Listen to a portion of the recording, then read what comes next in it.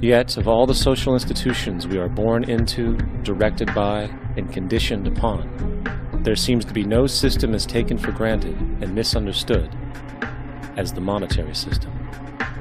Taking on nearly religious proportions, the established monetary institution exists as one of the most unquestioned forms of faith there is.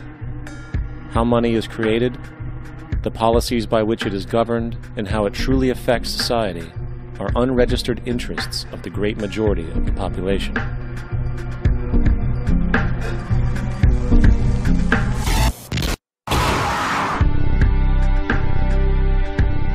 In a world where 1% of the population owns 40% of the planet's wealth, in a world where 34,000 children die every single day from poverty and preventable diseases, and where 50% of the world's population lives on less than $2 a day, one thing is clear: something is very wrong. And whether we are aware of it or not, the lifeblood of all of our established institutions, and thus society itself, is money. Therefore, understanding this institution of monetary policy is critical to understanding why our lives are the way they are. Unfortunately, economics is often viewed with confusion and boredom. Endless streams of financial jargon, coupled with intimidating mathematics, quickly deters people from attempts at understanding it. However, the fact is, the complexity associated with the financial system is a mere mask, designed to conceal one of the most socially paralyzing structures humanity has ever endured.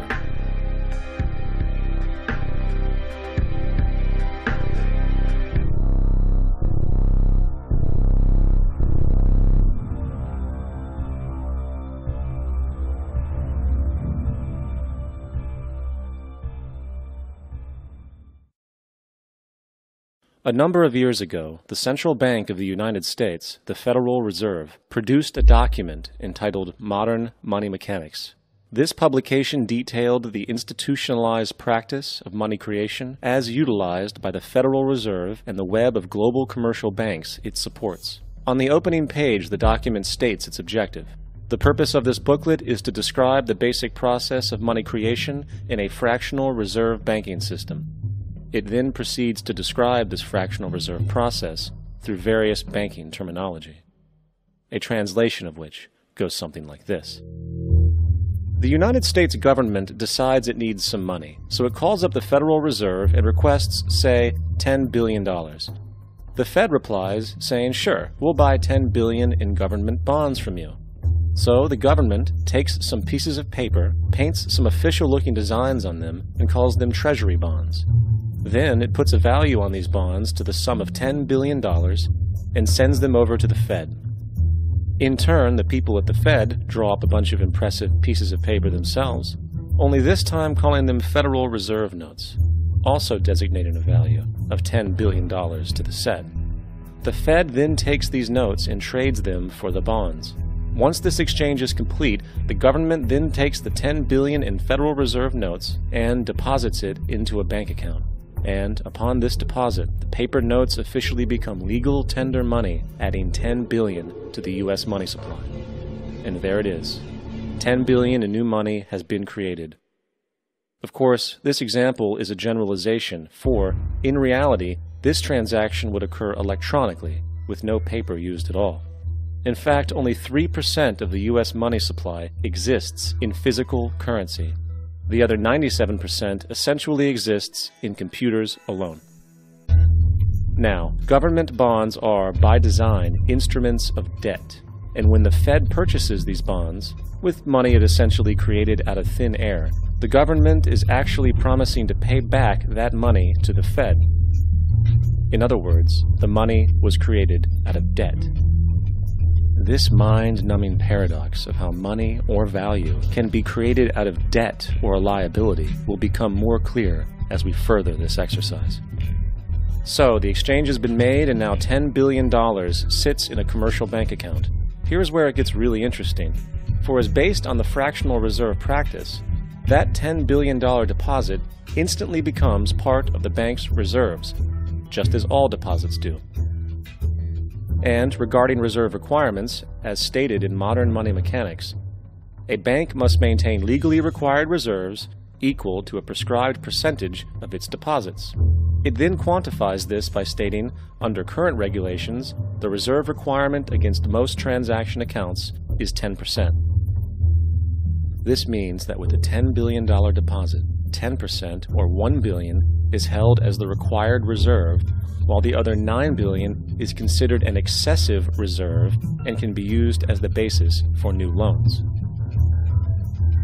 Now, it is logical to assume that this $9 billion is literally coming out of the existing $10 billion deposit.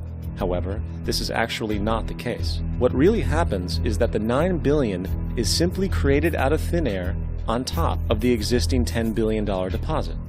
This is how the money supply is expanded. As stated in modern money mechanics, of course they, the banks, do not really pay out loans from the money they receive as deposits. If they did this, no additional money would be created.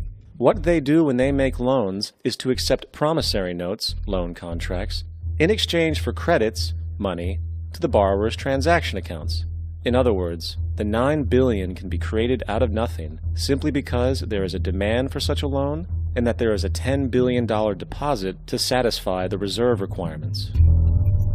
Now, let's assume that somebody walks into this bank and borrows the newly available $9 billion.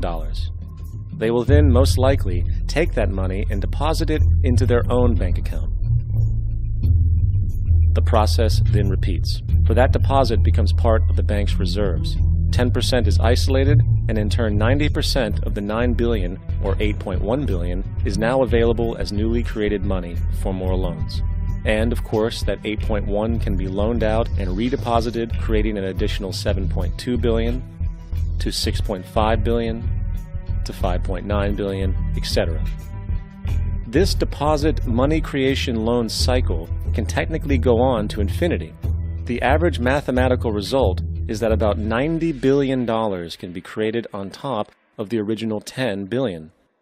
In other words, for every deposit that ever occurs in the banking system, about 9 times that amount can be created out of thin air.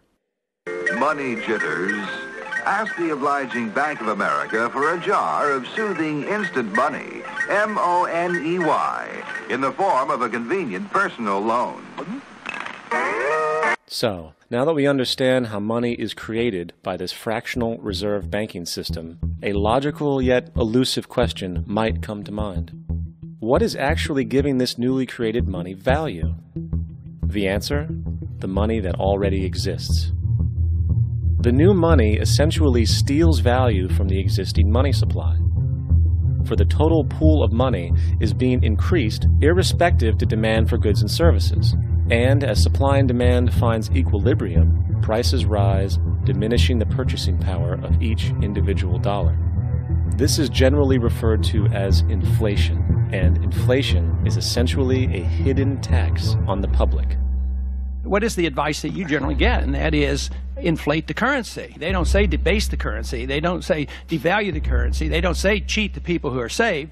They say lower the interest rates. The real deception is when we distort the value of money. When we create money out of thin air, we have no savings, yet there's so-called capital.